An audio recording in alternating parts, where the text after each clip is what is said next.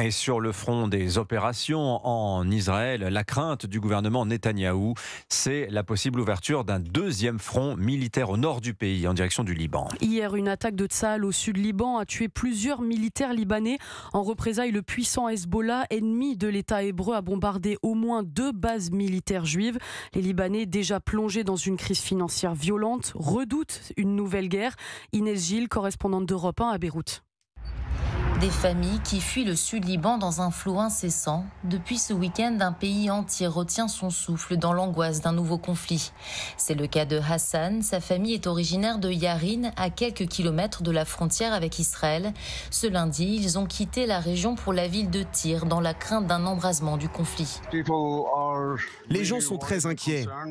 Ils suivent l'actualité à chaque minute, ils paniquent. Ils font la queue devant les stations pour faire le plein de leur voiture.